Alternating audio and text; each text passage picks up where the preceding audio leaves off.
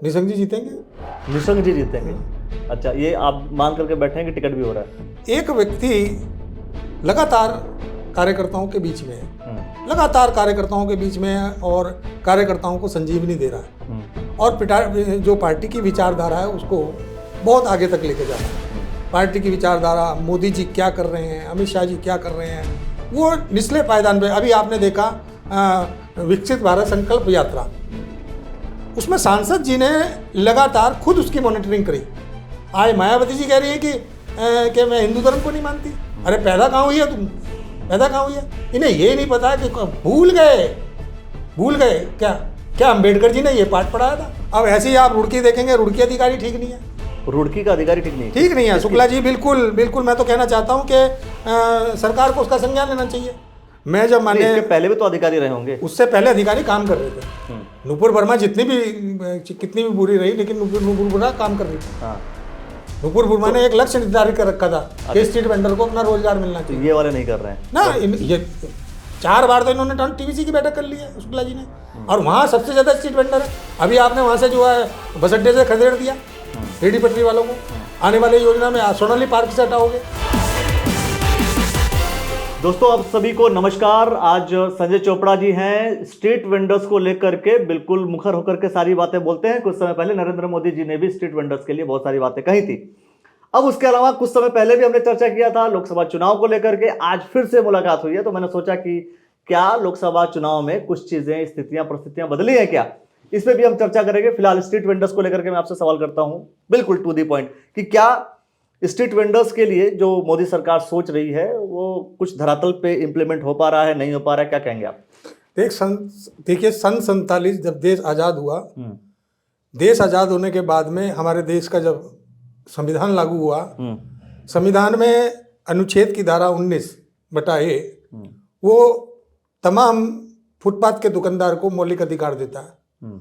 उस अनुच्छेद को अटल बिहारी वाजपेयी जी ने लिया, उस पर राष्ट्रीय फेरी नीति बनाई 2004 के अंदर। तो अटल बिहारी वाजपेयी जी की जो दूरगामी सोच थी कि स्ट्रीट वेंडर को बिगर मुख्य धारा में लाए, ये देश आगे नहीं बढ़ सकता।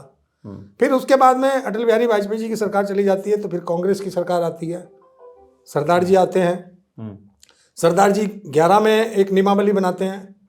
वो नियमावली जो है कहीं कोई राज्य उसको क्रियान्वयन करने को तैयार नहीं, कोई अपने एक्ट बनाने को तैयार नहीं, उसको कोई नियमावली बनाने को तैयार नहीं। तो उसके बाद 11 के बाद फिर 14 में एक्ट आया। 14 में भी जब एक्ट आया तो national association street vendor of India, जहाँ नासवी, जिसका मैं राष्ट्रीय कार्यकारिणी का सदस्य भी हूँ, और हमारे राष्ट्रीय समन्वयक अरविंद सिंह जी हैं, और चंद्र प्रकाश सिंह बिहार से आते हैं, वो उसके अध्यक्ष हैं। लगातार हम चाहे उसमें बड़े से बड़ा वकील हो, तब से हमने राय ली। राय लेने के बाद में हमने खुद मसौदा तैयार किया। मैं बिल्कुल टू दी पॉइंट वहां आना चाहता हूं कि क्या मोदी सरकार स्ट्रीट वेंडर्स के लिए बहुत, ये बात आपने बता भी रखी है पहले। मेरा सवाल यह है कि क्या जो भाई सड़क पर व्यापारी है, सड़क पे करने वाला जो व्यापार है, कोई ठेले को लेकर चल रहा है, कोई कुछ दुकान लगा रहा है, उसके लिए क्या मोदी सरकार सच में उतना कारगर साबित हो पा रही है? देखिए, मैं अब आपको पॉइंट टू पॉइंट बात बताता हूँ। 19 के अंदर सबसे ज़्यादा हालत खराब थी तो स्ट्रीट वेंडर की थी, कोरोना काल के दौरान। तो माननीय प्रधानमंत्री जी ने हाथ के हाथ इसे लिया और स्वनिधि योजना दी।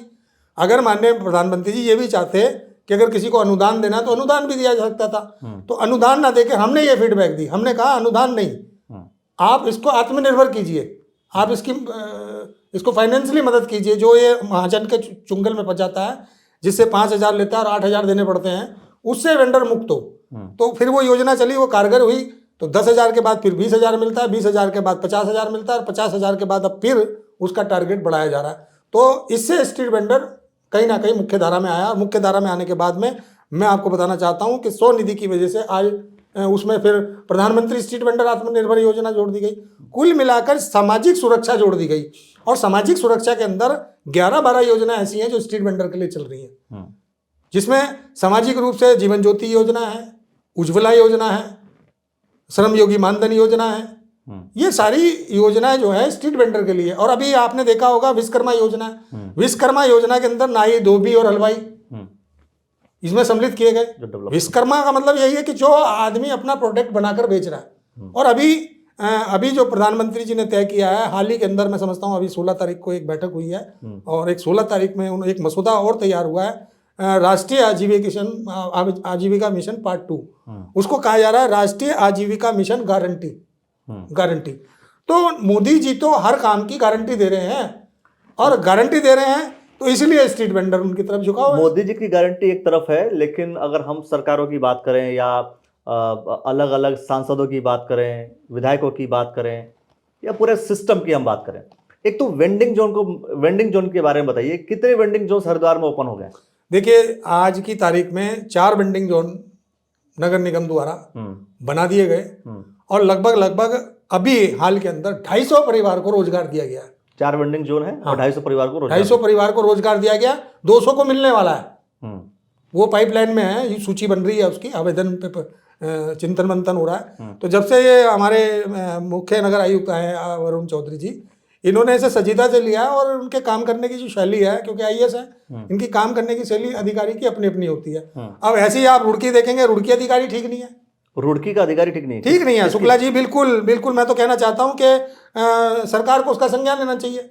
वो टीवीसी में पास है, टीवीसी में पास होने के बाद वो वेंडिंग जोन अधूरा पड़ा है वहां पर। तो वेंडिंग जोन अधूरा कब से पड़ा है? ये आप देखेंगे 19, 20, 21, 22, 23, 3 साल हो गए। 3 साल हो गए। 3 साल हो गए। 3 साल का पूरा दोष नहीं, 3 साल का पूरा दोष आप जो है शुक्ला जी पे। मैं 100% कह रहा हूं भाई साहब। मैंने तो यहां तक के आपको बताऊं, मैं जब मैंने इसके पहले भी तो अधिकारी रहे होंगे। उससे पहले अधिकारी काम कर रहे थे। नुपुर वर्मा कितनी भी बुरी रही, लेकिन नुपुर वर्मा काम कर रही थी। नुपुर वर्मा ने एक लक्ष्य निर्धारित कर रखा था कि स्ट्रीट वेंडर को अपना रोजगार मिलना चाहिए। ये वाले नहीं कर रहे हैं ना। ये 4 बार तो इन्होंने टीवीसी की बैठक कर ली है शुक्ला जी ने, और वहां सबसे ज्यादा स्ट्रीट वेंडर है। अभी आपने वहां से जो है बस अड्डे से खदेड़ दिया रेडी पटरी वालों को। आने वाली योजना में सोनाली पार्क से हटाओगे, तो वहां हजारों की तादाद में रुड़की के अंदर, रुड़की देखो, सबसे पहले अखिलेश जी, रुड़की के अंदर आजीविका का सवाल है। लोगों की आजीविका प्रभावित नहीं होनी चाहिए। लोगों की आजीविका गारंटी की बात देश का प्रधानमंत्री कर रहा है, तो ये छोटे छोटे जो अधिकारी है, इनको इस चीज पर ध्यान देना चाहिए। तो मेरा आपके माध्यम से निवेदन है कि डीएम साहब को इसकी समीक्षा करनी चाहिए। इसकी समीक्षा करनी चाहिए, कहाँ वेंडिंग जोन बना है, बड़ा है, और आने वाले टाइम में इसका एक लक्ष्य निर्धारित होना चाहिए। एक क्षेत्र के अंदर 5 वेंडिंग जोन बनने चाहिए कम से कम। 5 वेंडिंग जोन बनेंगे तो मॉडल बनेगा तो दूसरे राज्य लेके जाएंगे उसको, लोग बात खुशी से कहा। लेकिन वेंडिंग जोन को लेकर के भी बहुत सारे सवाल उठते हैं कि इसके अंदर भी करप्शन हो रहा है।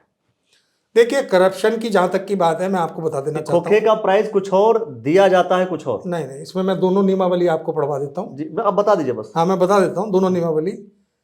महिला सहायता समूह, उद्यमिता महिला सहायता समूह मुख्यमंत्री जी की घोषणा है जी। उसमें ये पिंक वेंडिंग जोन बन रहा है। 1,25,000 रुपए की कॉस्ट गवर्नमेंट ने तय कर रखी है। ठीक है, जो नियमावली बन के आई है शासन से, उसमें 1,25,000 की कॉस्ट तय कर रखी है। उसके बाद में जो स्ट्रीट वेंडर को डेवलप किया जाता है, उसमें एक टीवीसी बनी हुई है, टाउन वेंडिंग कमेटी।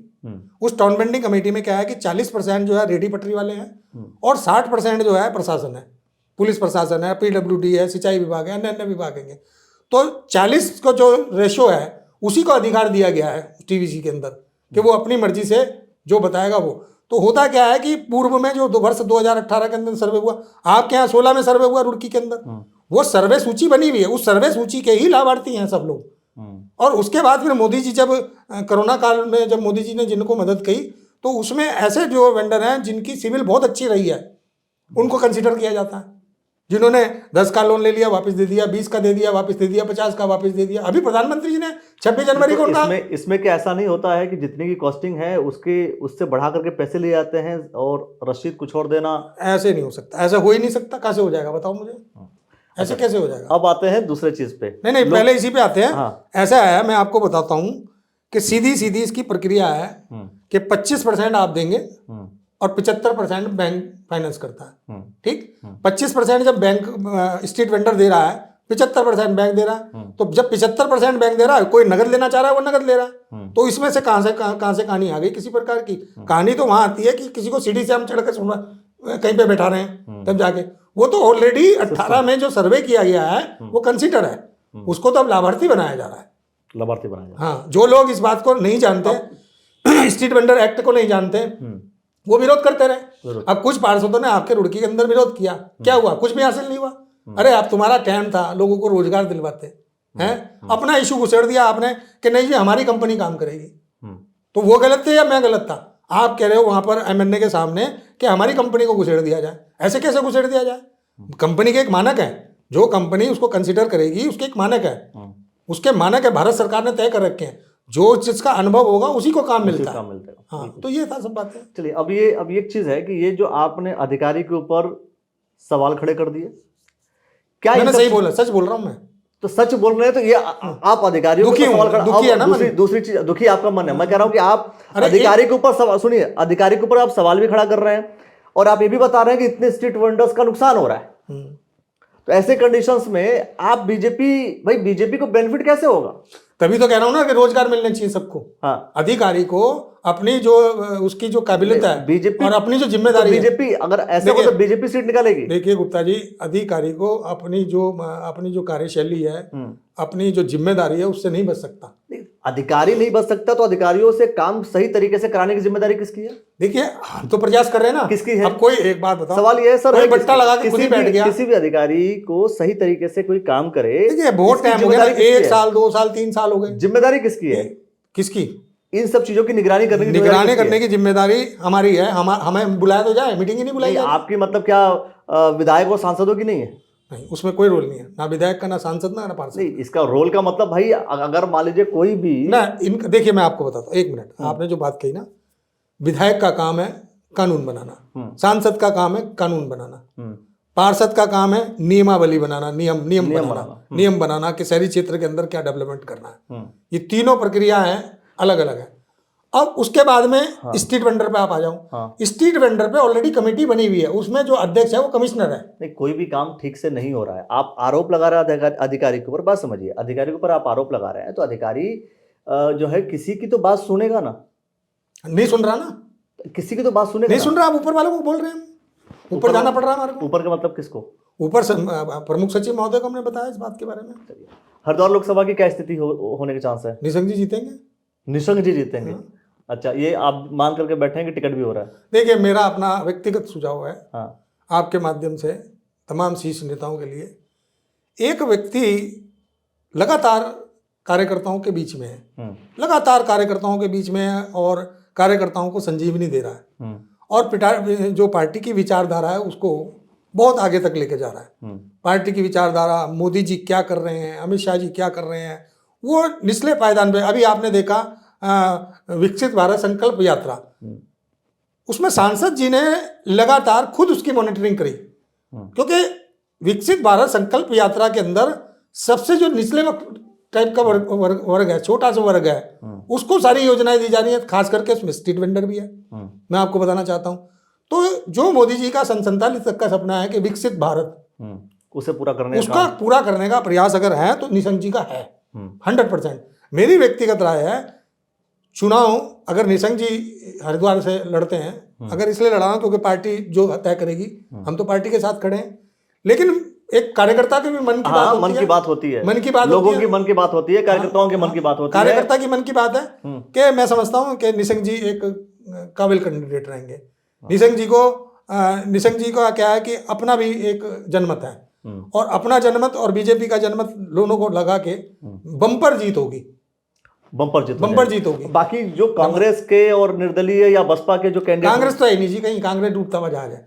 कांग्रेस की कहानी आप सुन लो, हरीश रावत जी कभी तलवार निकल के आ जाते हैं, वो कहते हैं मैं चुनाव लड़ूंगा, फिर उनके घर में ही एक कहानी है, फिर थोड़े दिन बाद बयान पढ़ते हैं हम उनके लड़के का कि मैं लड़ूंगा, फिर बड़े वाला लड़का देता है बयान, तो फिर छोटे वाला देता है कि नहीं भाई मैं लड़ूंगा, फिर उनके घर से फिर जो है उनकी बिटिया बोलती है कि मैं भी लड़ूंगी चुनाव। तो पहले तो उन्हें डिसाइड करना पड़ेगा कि कौन चुनाव लड़ेगा और कांग्रेस पार्टी किसको टिकट देगी, जबकि मैं अंदरूनी मामला है कांग्रेस का, अंदरूनी मामला है, लेकिन फिर भी अंदरूनी मामला जब बाहर आ रहा है तो बाहर आ ही रहा है। मैं कह रहा हूँ कि आप हरीश रावत जी की बात करें, डॉक्टर हरक सिंह रावत की बात नहीं करेंगे आप? देखिए, डॉक्टर हरक सिंह रावत जी की जहाँ तक की बात है, डॉक्टर हरक सिंह रावत जी एक अच्छे नेता हैं, मेरे को कहने में कोई संकोच नहीं है, लेकिन परिस्थितियाँ जो उन्होंने किया है या उनके कार्यकाल में जो हुआ है, तो सीधी सी बात है, उससे घबराने की जरूरत क्या है।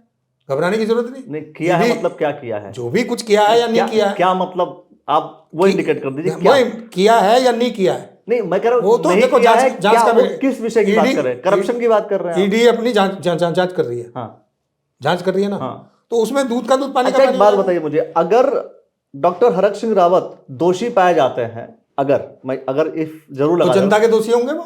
नहीं तो वो किसके गवर्नमेंट में कर रहे थे? नहीं सरकार गवर्नमेंट किसकी में थी? नहीं, देखिए सरकार दोषी किसकी पाया थी? था बीजेपी जनता की के। सरकार नहीं थी? अरे बीजेपी की सरकार नहीं थी क्या? देखिए मैं एक बात बताना। बीजेपी के सरकार में अगर कोई व्यक्ति मंत्री है, उसने अगर कोई गलती की तो बीजेपी के बहुत से लोगों ने की होगी ना फिर तो।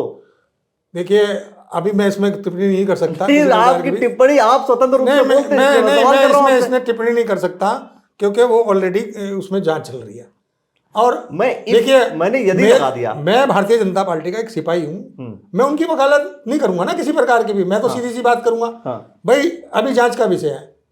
नहीं, जो भी अमूमन जो भी कर्मचारी आपने जैसे अधिकारी आपने व्यक्तिगत तौर पर बातें की, मैं वही उसी व्यक्तिगत तौर पर बोल रहा हूं एक जनरल पर्सपेक्टिव में कि अगर कोई व्यक्ति किसी बीजेपी के शासन में अगर मंत्री रहते हुए उन्होंने गलत किया है तो वो बीजेपी सरकार में जितने लोग इन्वॉल्व रहे मैं ये भी कह रहा कहीं गलती हूँ उनकी- मैं ये कह रहा हूँ अगर गलत किया है, मैंने ही बोला हाँ तो वो भुगतेंगे। इसमें क्या है? बीजेपी के लोग भी भुगतेंगे। नहीं बीजेपी के लोग क्यों और भुगतेंगे? क्यों? बीजेपी की सरकार में हुआ ना। अरे भैया आप पहले तो साबित तो हो क्या होगा क्या नहीं होगा। नहीं किया है तो अभी तो बीजेपी भी सेफ है। अभी नहीं अगर हुआ है कुछ नहीं, भी अभी तो बीजेपी भी सेफ है, वो भी सेफ है। अभी नहीं, अभी ये नहीं कहा जा सकता। चीजें जब बाहर आएंगी तब जवाब देंगे आप। जब चीजें बाहर आएंगी, जब बात उठेगी तब जवाब देंगे तब आप। जवाब देंगे, 100% देंगे। देखिए आज की तारीख में जो भी कंडीशन हरक सिंह जी की है, हाँ। जो भी है, हमें दुख होता है जबकि हाँ। कि एक अच्छा नेता, एक कद्दावर नेता जिनने हमेशा जो है विकास की बात की है और बहुत से लोगों को राहें दिखाई हैं, मुझे कहने में कोई संकोच नहीं है किसी प्रकार की भी।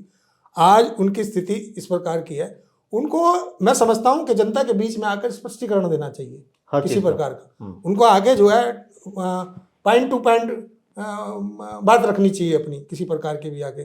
देखिए अगर आप किसी चीज से नजर छुपा रहे हैं तो जनता तो फिर आपको देखेगी ना। तो मेरा कहने का तर्क यही है, कांग्रेस को तो पहले अपना तय करना पड़ेगा कि कौन चुनाव लड़ेगा कौन नहीं लड़ेगा। हर आदमी के यहाँ पर हाथ में इनमें तलवार है एक दूसरे के बाद में। अभी मैंने देखा, मैं सोशल मीडिया पे देख रहा था कि एक धरना प्रदर्शन चल रहा था हरीश रावत जी का। हरीश रावत जो कांग्रेस के पदाधिकारी हैं वो कह रहे हैं हरीश रावत का चल रहा है, कांग्रेस का नहीं चल रहा। तो रही बीजेपी में ये सब चीजें नहीं है। बीजेपी में अनुशासन है। बीजेपी में क्यों? बीजेपी में बाकी नेता तैयारी नहीं कर रहे हैं? नहीं तो तैयारी कर रहे हैं तो उनके अपने अपने सिस्टम नहीं है। देखिए अगर तैयारी कर रहे हैं अखिलेश जी एक तो बात फिर कहीं ना कहीं वो भी तो विरोधाभास होगा कि कांग्रेस के विरोधाभास की बात करेंगे, बीजेपी के विरोधाभास की बात नहीं करेंगे। बंधुवर वहां पार्टी में देखिए पार्टी चलाती है। मैंने तो अपनी व्यक्तिगत राय दी कि निशंक जी का जैसे नेचर है। मैं कह रहा हूं कि ठीक है, आपके हिसाब से जिसको टिकट होना चाहिए हो, उसमें कोई दिक्कत नहीं है। मेरा सवाल यह है कि आप कांग्रेस के विघटन की बात करते हैं, कांग्रेस में एक दूसरे के ऊपर आरोप लगा रहे हैं, उसकी आप बात कर रहे हैं, तो क्या बीजेपी में ऐसा नहीं है? कांग्रेस तो कांग्रेस ने जो आए अपने देश के अंदर, कांग्रेस का इतना बड़े नेता, कांग्रेस के इतने बड़े नेता क्यों छोड़ने पे मजबूर हो गए आज कांग्रेस को? कमलनाथ जी ने छोड़ी ना कांग्रेस, और अभी लाइन लगी हुई है। वो तो लाइन लगी हुई। देखिए आज देश राममय है। जो सनातन को गाली देगा वो भुगतेगा। हाँ, जो भगवान श्री राम की जय करेगा वो सदा सुख पाएगा, और जो भगवान श्री राम की जय नहीं करेगा उसका विरोध करेगा। आज मायावती जी कह रही है कि मैं हिंदू धर्म को नहीं मानती। अरे पैदा कहाँ हुई है तुम? पैदा कहाँ हुई है? इन्हें ये नहीं पता कि भूल गए क्या अंबेडकर जी ने ये पाठ पढ़ाया था? अंबेडकर जी ने ये पाठ पढ़ाया था कि सभी को साथ लेकर चलो, सभी को साथ लेकर चलो। हमारे संविधान के रचयिता है अंबेडकर जी। अंबेडकर जी ने ये नहीं बताया था। अंबेडकर जी ने भेदभाव समाप्त करने की बात की थी। बाबा राम अंबेडकर जी ने भेदभाव समाप्त करने की बात कर रहे हो। आज आप भेदभाव बढ़ा रहे हो, लगातार भेदभाव। आज सिखों का आंदोलन है, उसमें अपने आप को किसान कह रहे। बड़ी बड़ी फॉर्च्यूनर 50 साल 1 करोड़ 2 करोड़ की गाड़ियां उनके पास में, 2 3 करोड़ की गाड़ियां, और वो अपने आप को किसान कह रहे हैं। तो खुले हथियार लेकर चल रहे हैं। यहाँ कहाँ लिखा है कि किसान के पास 2 करोड़ का फॉर्च्यूनर नहीं होगा? देखिए किसान, मंडला किसान नहीं मैं दूसरी बात कह रहा हूँ। ये कहाँ हमने थॉट बना लिया है कि किसान अगर है तो वो गरीबी होना चाहिए, वो फटे धोती फटी होनी चाहिए, कुर्ता गंदा होना मैं चाहिए। इसी बात पे आप अपनी बात कहना चाहता हूँ। जो संपन्न है वो संघर्ष नहीं कर रहा। जो संपन्न है आज की तारीख में, जो संपन्न है, बिल्कुल संपन्न है, उसे संघर्ष करने की जरूरत ही नहीं है। वो तो टोटल एक स्टैंडबाजी कर रहा है। आप फिर उसके बाद आप कह रहे हो खालिस्तान चाहिए। अरे भैया, तुम्हें खालिस्तान चाहिए, एमएसपी चाहिए, या और कौन सी योजना चाहिए? आप स्पष्ट करो ना। पहले तो एक मंच पर आकर अपनी बात को रखो। अब सरकार से आप 10 मुखी बात करोगे। 10 मुखी बात तो रावण करता था, और रावण को अहंकार था। तो आज आप बात कर रहे हो कि जी मोदी जी की लोकप्रियता राम मंदिर बनने से बढ़ गई है। आपको क्यों दर्द हो रहा है भाई? मोदी जी ने सनातन को निखारा है। आज घर घर में राम ज्योति जल रही है। घर घर के अंदर आज अयोध्या में आप देखो, अयोध्या में जो है हर स्टेट से हर हफ्ते फ्री ट्रेन जा रही है। जो जाना चाहे वो जा सकता है। तो ये आस्था का सवाल है। आज हरिद्वार के अंदर अगर कोई डेवलपमेंट होता है, या हरिद्वार के अंदर हमारे हर की पौड़ी अच्छी बनती है, या कोई चीज़ भी आती है, और अगर इसी प्रकार की सेवा हरिद्वार के अंदर चलती है, तो हम गवर्नमेंट होंगे कि नहीं होंगे? हमारा बिजनेस बढ़ेगा नहीं बढ़ेगा? तो मैं तो कहना चाहता हूं कि मोदी जी ने जिस प्रकार से अयोध्या को लेकर ये योजना चला रखी है, हमारे हरिद्वार के लिए भी ये योजना चलनी चाहिए।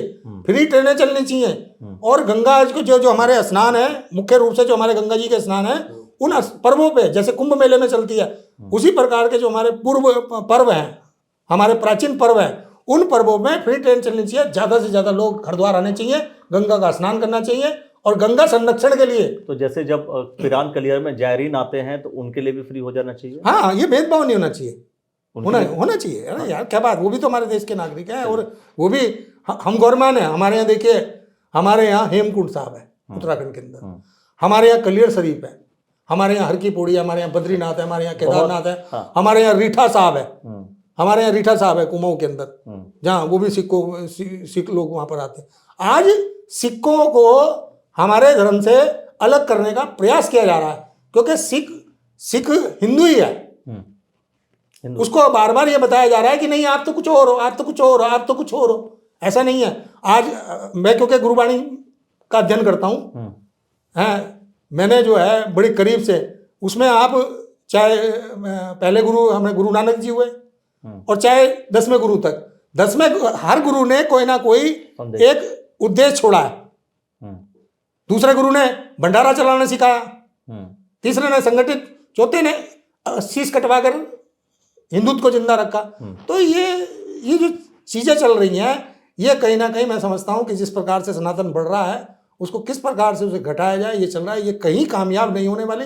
सनातन बढ़ेगा, और सनातन बढ़ेगा तो निश्चित रूप से देश हमारा राम राज्य राम राज्य की तरफ। सनातन के ऊपर बात करने की जो बात है वो बीजेपी कर रही है, बीजेपी का ऐसा मानना है, और पदाधिकारी जो बीजेपी के हैं वो भी, और कार्यकर्ता हैं वो भी यही बात कह रहे हैं। आप क्या सोचते हैं वो कमेंट सेक्शन में प्रतिक्रिया दे दीजिए, और देखते रहिए द न्यूज़ नेटवर्क। नमस्कार।